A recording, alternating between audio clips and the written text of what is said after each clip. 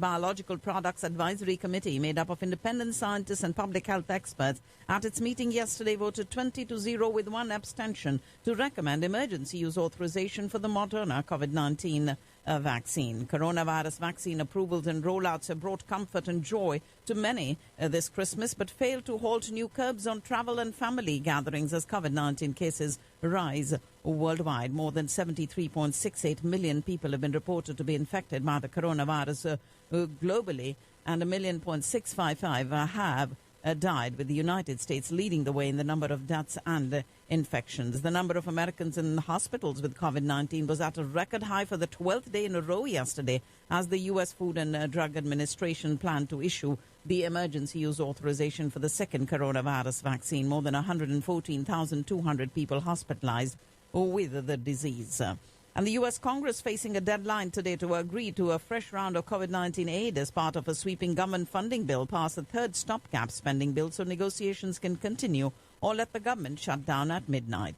Dr. Anthony Fauci believes that the U.S. can go back to eating at restaurants by the fall of next year, 2021, if enough people get the COVID-19 vaccine. He explained that 75 to 85% of the population would need to be vaccinated in order for things to return to normal, and this would create an umbrella of immunity that would protect vulnerable populations who may not be able to get the vaccine. He predicted there would be enough doses for all Americans by April of next year.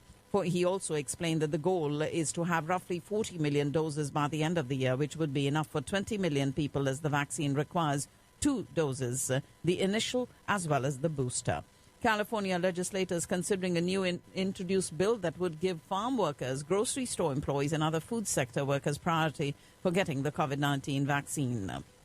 Governor Greg Abbott held a press conference yesterday where he provided an update on the statewide COVID-19 vaccine distribution at the UPS Distribution Center in Austin. This week, about 95,000 doses of COVID-19 have been delivered to 23 different sites throughout the state of Texas. A survey shows attitude towards getting a COVID-19 vaccine is changing. Overall, 37% of Texans say they are very likely to get a COVID-19 vaccine, and 26% said they are somewhat likely. The Secretary General of the United Nations today stressed that as wealthy nations roll out the coronavirus vaccine for their citizens, the world also needs to ensure it is available for everyone, everywhere. Stock futures are pointing to a higher opening this morning and looking to end the week on a strong note. Friday marks today the quarterly event of quadruple witching, during which stock index futures and options and single equity futures and options all expire, which tends to stir up heightened trading volumes. The S&P 500 is set to rebalance after market close today and add Tesla, the largest ever company to be added to the index by market capitalization. Tesla's grand entrance into the S&P 500 expected to be preceded by a huge trade with an unprecedented $80 billion of the electric car maker's stock changing hands by the end of the session today. All fingers are pointing to Russia as the source of the worst ever hack of U.S. government agency, but President Trump, long wary of blaming Moscow for cyber attacks, has been silent. Senator Mitt Romney said it was extraordinary that President Trump hasn't said a single word about the cyber attack on U.S. agencies believed to be orchestrated by the Kremlin. Federal authorities expressed increased alarm about the long undetected intrusion into U.S. and other computer systems around the globe that officials suspect was carried out by Russian hackers.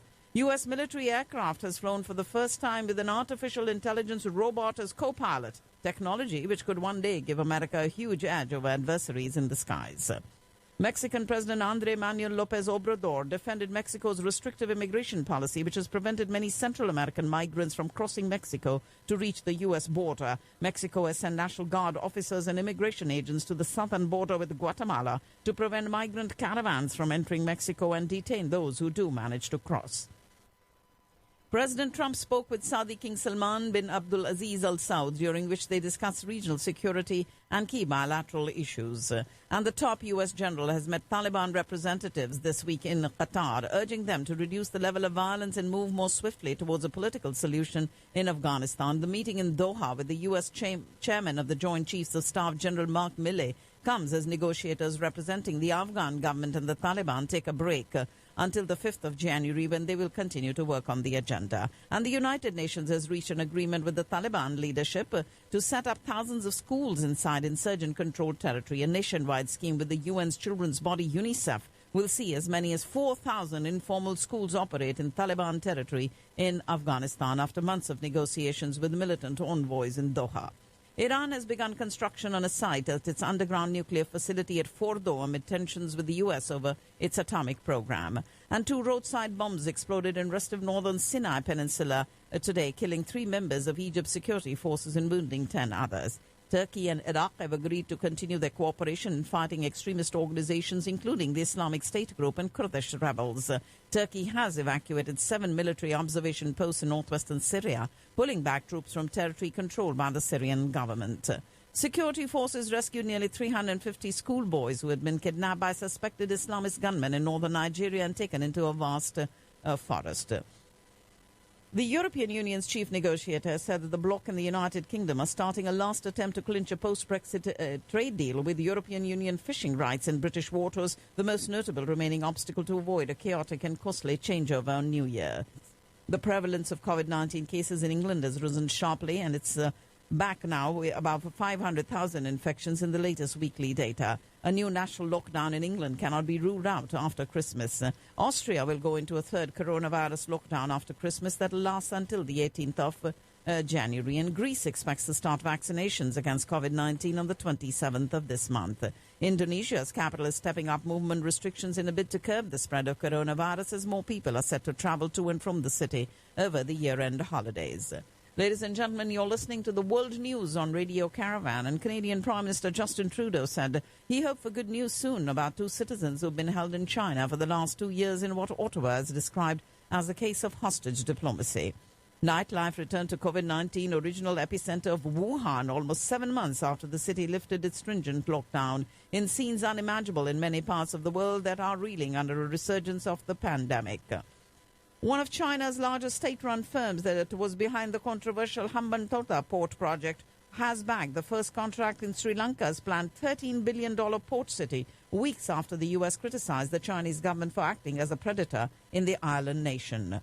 Satellite imagery and communication intercepts along the line of actual control shows that Chinese People's Liberation Army has undertaken a significant road and building infrastructure upgrade across the Karakoram Pass and Aksai Chin to ramp up military capacities and capability against India.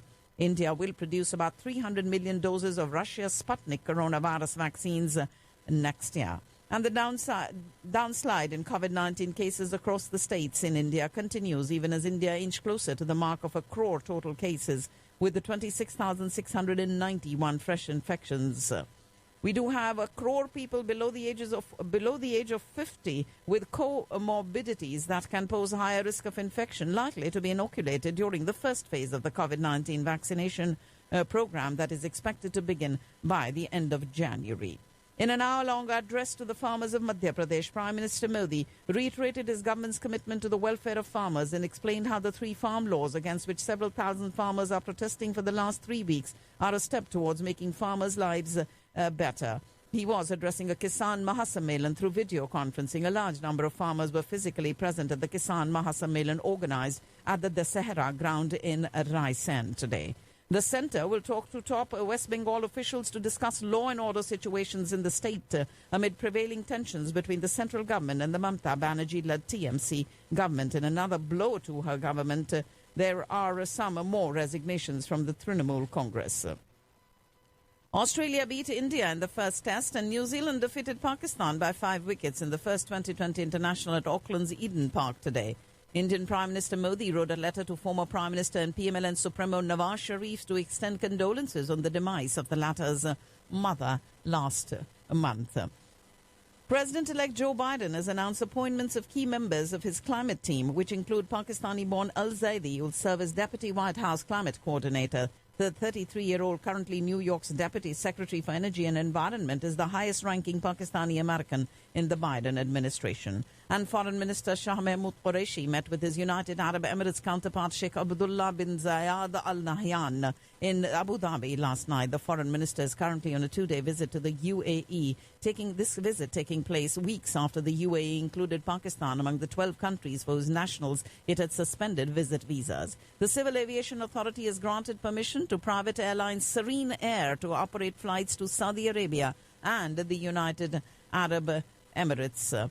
And the permission was granted by the Aviation Division to Serena after approval by the Federal Cabinet. The United Nations General Assembly has approved a Pakistan-sponsored resolution that reaffirms the right to self-determination for people subjected to colonial, foreign and alien occupation. The coronavirus confirmed cases in Pakistan, 451,494, with almost 400